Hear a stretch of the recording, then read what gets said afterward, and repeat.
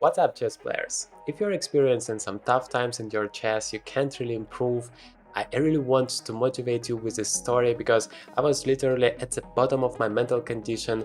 I have lost all of my games in the tournament, scoring zero rating performance. A real story happened to me, and then in 2 weeks, just a pure miracle happened to me. I have played the best tournament of my entire chess career, getting almost 2600 rating performance, and so I'm so excited to share it with you. Let's get started.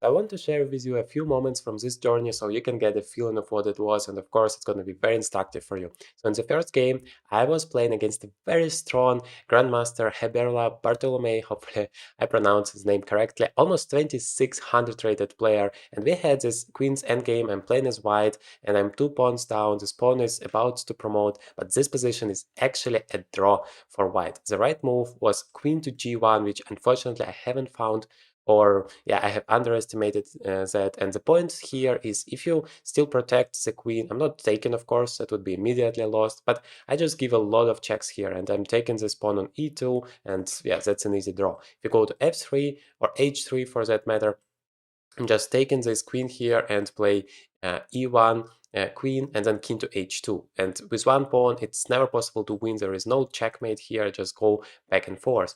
Finally, if you go to h3 here, then I'm not taking the queen because that would lead to a completely lost endgame. Then just takes, and the pawn is going to be promoted. But I can just play queen h2 once again and attack this pawn. That's an easy draw. And unfortunately, I haven't played that. I played queen to d3, and afterwards the position is completely lost for me. And this game literally broke me because it was so difficult to go back out of it. Next 2 rounds, I have just lost without any chances. And I want to show you round number 4, where for the majority of the game, I had a very good position. I was playing against a 2260 rated player from Turkey, and yeah, I was really enjoying my position, but somehow it's beginning to feel not that great for me anymore. Here is probably the most difficult moment of my entire chess career that I want to share with you today. So here I'm playing black. I was enjoying my position for the majority of the game, but somehow my opponent started to really attack me, create a lot of threats. And here I played knight g6, attacking the queen and hoping to stabilize the position. But that was one of the biggest blunders in my entire chess career. Feel free to pause the video and find it. Yes, obviously that blunders checkmate in 2 moves here. After queen to h7, I immediately resigned because after king takes, rook h5 is a checkmate. Afterwards, I couldn't handle it anymore. I had 0 points out of 4, losing all of my games, so I just withdrew from the tournament. I have lost so many rating points, you can imagine that, and in just a week I had another tournament to start, another very strong tournament, so it was so difficult for me to recover. I just didn't want to play chess anymore, and yeah, I was literally broken. But you know what? A new tournament is always like a new life. And I was so excited to take part. I thought like, okay, the worst thing already happened. I have lost everything. Now I can just feel relieved and just play for some pleasure without any pressure at all. And so I have started this tournament. The first game I have won without any difficulties because the opponent wasn't that strong at all. But in the second one, I was facing an incredibly strong player, 24-55 here. He was top 3 under 20 years in the World Chess Championship, so a really tough guy to face. I was playing as white, and the game started with Slav defense here. Played a4, the main line, that is a theory here, queen to e2, then e4, I'm trying to attack, e5, bishop to d2, protecting there on c3, and now knight e4. He's exchanging some pieces, and yeah, this position is around equal, but of course he's so strong, so he wanted to beat me as black, so he started to create some chances to be aggressive, and I'm here also creating some of my own threats. Knight to g5, knight f8, defending it, queen to f3, once again attacking something, rook c7, b3, just making sure that everything is stable here. Queen to d2, that is a moment where the action starts because the queen is attacking this knight here. Queen to g4, yeah, somehow creating some pressure. Knight went back to b6, rook to d1, queen back, knight e4. You could see that this d6 square is potentially a huge one for me, for my knight. And also knight f6, check might be on my agenda at some point. Knight takes c4, takes, so he's winning a pawn, but I'm having a huge initiative here, which compensates the pawn. I play h4, I want to checkmate my opponent, of course, to go forward. h6 has been played, queen g4 back, into h8, and now this rook slides. So rook to a3 with an intention to go to the g3 square and yeah, creating some checkmating threats. That is what happened. Now f5 to protect the g7 pawn, but that's actually a huge mistake here, giving me the advantage. The right move was just rook to g8, but I understand it feels incredibly passive, so psychologically you don't want to play it. f5 is, on the other hand, much more aggressive here. But now takes and queen f4, that's a double attack, or maybe even a triple attack. I'm attacking here both of the rooks there and f6 pawn. So my opponent played e5 to block everything once again to be aggressive. I took it on e5, but you could see that this king is so vulnerable that checkmate is almost unavoidable. Now I take back the second pawn. If you take here on e5, then obviously queen takes and you just can't handle it. So what happened is rook to e8, but now I'm taking on f6, and in a few moves he just resigned. Rook g7 here is just a nice finishing shot, because after rook takes, pawn takes, and king takes, there is rook to d7, and checkmate is unstoppable. Only at this point I felt like I'm coming back, like I have just beaten a huge guy, a very strong one, and I felt for the first time some confidence in my power now.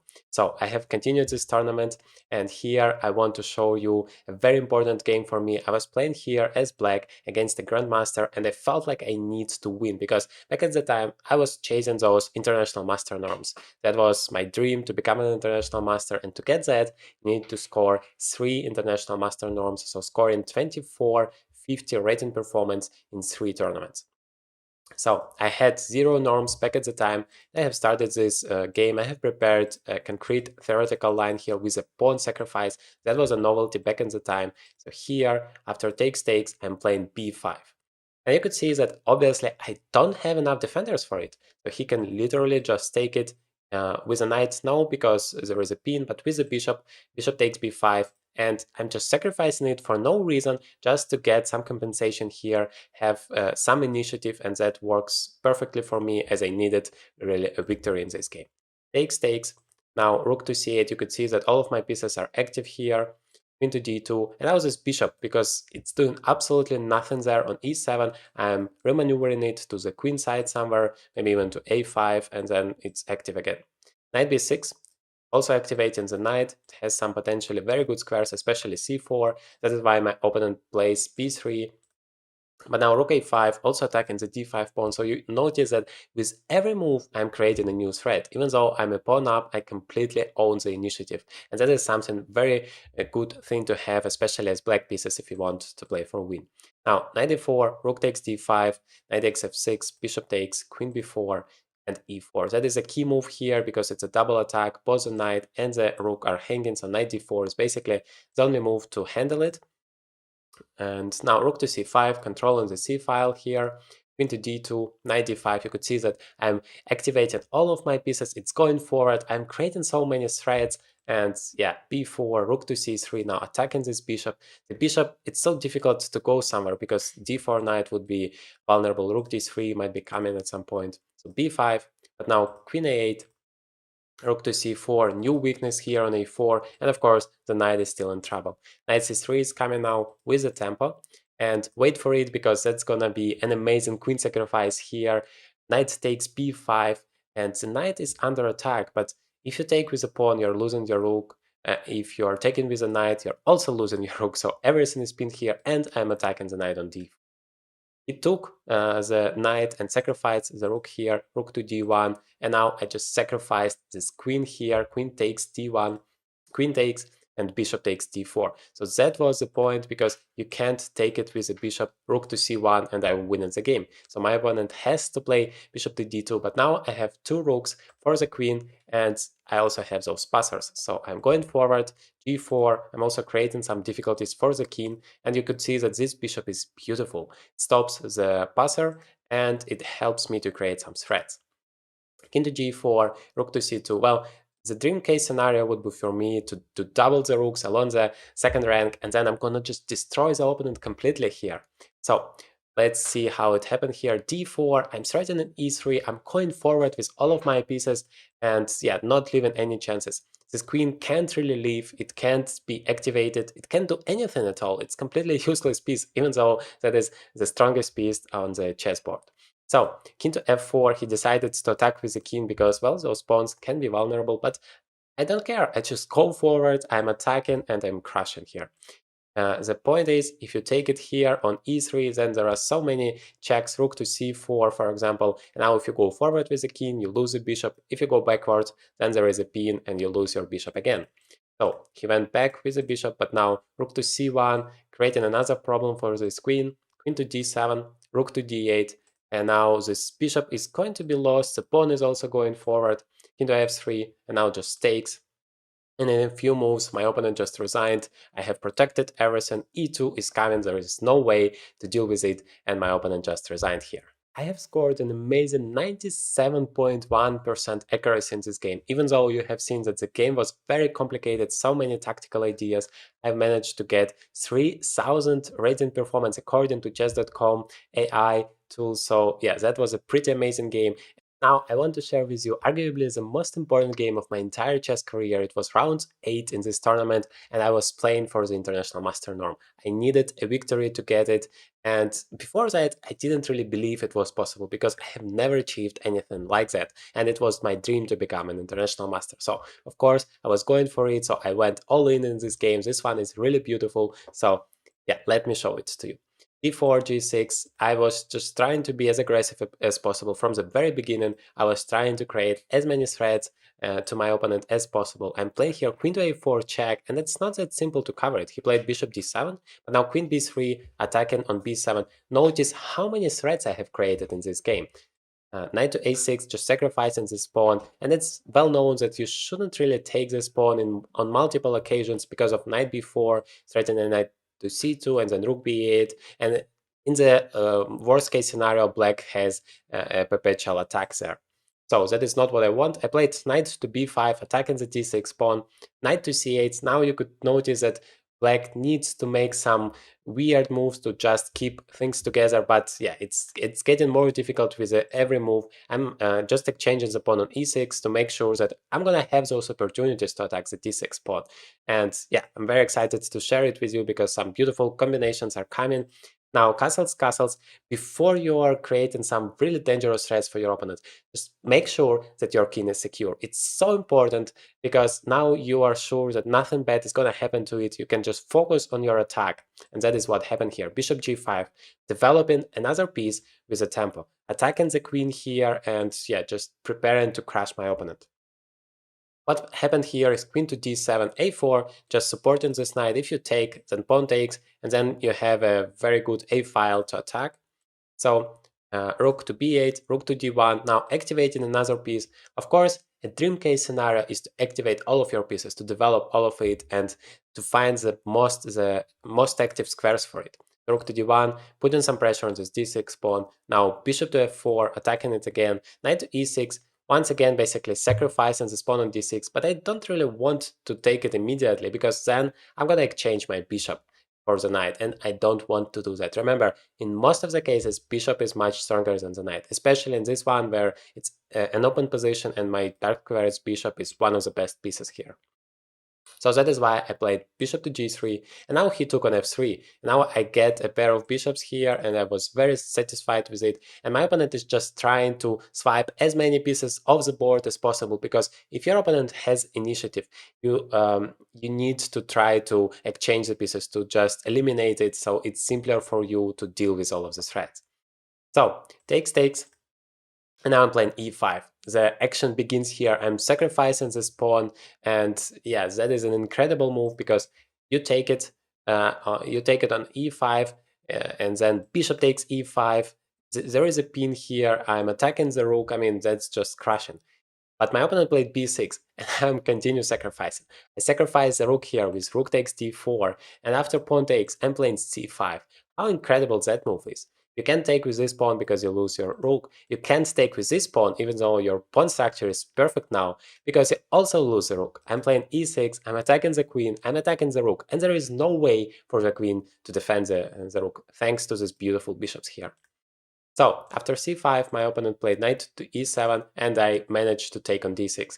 Even though I'm in exchange down, I have those beautiful pawns, I have those beautiful bishops, and I'm absolutely crushing in this position. From a practical point of view, it's so difficult to deal with all of the threats, even though according to the engine, the position is not that bad for black. So knight f5, my opponent continues to exchange as many pieces as possible. Of course, I don't allow that again and play bishop f4. After knight g7, I'm just remaneuvering this bishop all the way to f6, where it's going to be very strong and potentially create some opportunities to give a checkmate. So after h5, I played bishop to f6, and now rook to c5, queen to d3, attacking the d4 pawn, knight e8, and b4. I'm attacking this rook so that after rook to c3 I can take on d4 with a tempo, because now once again the rook is under attack. My opponent decided to give the exchange up just to get some counterplay. Remember, if your opponent has the initiative, if he is attacking you, the only chance you have to survive is to create some counter threats. Otherwise, sooner or later, he's gonna crush you. So that is what my opponent tried to do. Also exchange some pieces, played rook to d8 here, hoping for maybe rook to d1, and then maybe hoping to survive. h3 is hanging as well. But I played rook e1. I'm defending this pawn not passively but actively, because after queen to d6 there is rook e8, and of course I win immediately. I take the rook on d8. So instead, queen to c6 has been played, but now b5, I don't care about those pawns. I just sacrifice everything. I go all in. As you remember, that's the most important game for me. So now queen takes f3, and I'm just playing d7, threatening a huge rook e8 check here. Into h7 has been played, but now still rook e7, attacking this f7 pawn, and I mean, that's just completely crushing here. Queen takes, now rook f7 check, king h6, and queen to e3. This move is amazing because, yes, there are probably a lot of checkmating ideas, queen f4, and so on, but I don't want to take any unnecessary risks. I just want to win this game and bring the full points home, and of course the international master norm. So I'm playing here queen to e3, I'm exchanging those queens, and now this pawn is just going forward. There is absolutely no way to stop it. So my opponent played king to g5, but that is what happened, and after e6, king to g3, and rook g7 just want to take it this pawn with a check. He resigned here, and I have scored my highest victory in international master norm.